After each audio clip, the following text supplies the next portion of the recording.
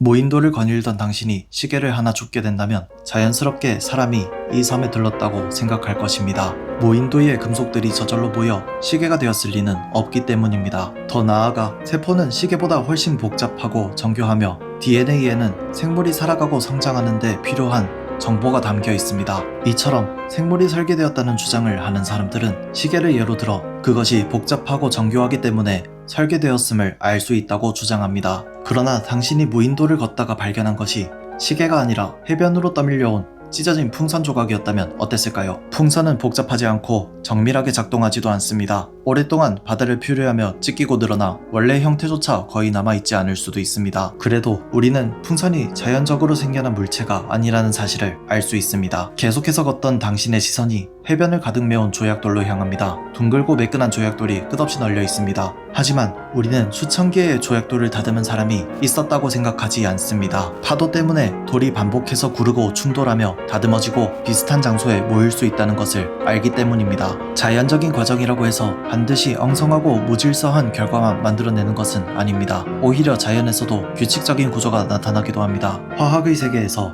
원자들은 일정한 방식으로 결합하고 분자가 자연스럽게 구조를 만들며 결정에는 반복적이고 기하학적인 무늬가 만들어집니다. 분자들의 작용을 하나하나 다듬는 손길이 있지는 않듯 어떤 것이 복잡하고 정교해 보인다는 사실만으로 그것이 설계되었다고 판별할 수는 없는 것입니다. 복잡하고 정교하니 누군가 만들었을 것이라는 표현에 왠지 모를 설득력이 느껴지게 되는 것은 복잡함과 정교함이라는 말이 여러 가지 모습을 떠올리게 하기 때문입니다. 복잡성은 수많은 구성 요소가 서로 다양하고 예측하기 힘든 방식으로 상호작용하며 전체 모습을 한눈에 파악하기 힘들거나 미래를 정확히 예측하기 어렵게 만드는 특성입니다. 정교함은 솜씨나 기술이 매우 치밀하여 뛰어난 상태를 말합니다. 두 특성을 통해 설계 여부를 판단하고 싶다면 단어가 가지고 있는 여러 의미 중 하나를 정해야 합니다. 시계는 수많은 부품이 상호작용한다는 점에서는 복잡하지만 일정하고 규칙적인 움직임을 반복한다는 점에서는 단순합니다. 복잡하게 얽혀있는 모습 자체보다 그것을 가지런히 정렬하는 일이 복잡할 때도 있습니다. 정교함은 각 구조들이 얼마나 잘 맞물리는지를 말할 수도 있고 각각의 요소가 얼마나 세밀한지를 말할 수도 있습니다. 하지만 설계를 알아볼 수 있는 복잡함과 정교함이 무엇이어야 하는지 정확한 설명을 하지 않았기 때문에 사람들은 각자 가지고 있는 이미지를 그 빈자리에 채워넣게 됩니다. 모호함 그 자체가 주장을 그럴듯하게 보이도록 만드는 것입니다.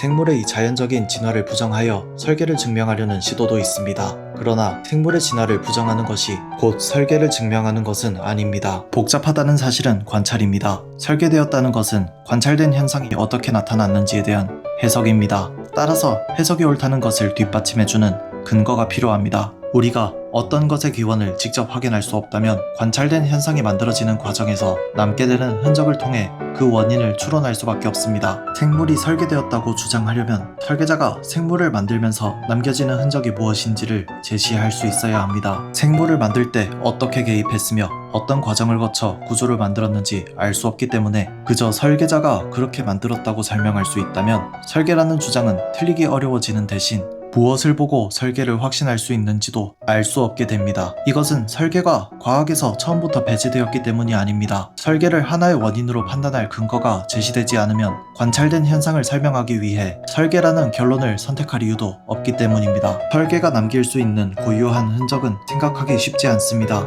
그래서 생물이 복잡하고 정교하다는 모호한 표현을 반복하며 그 자체를 설계의 증거처럼 제시하고 있는 것입니다.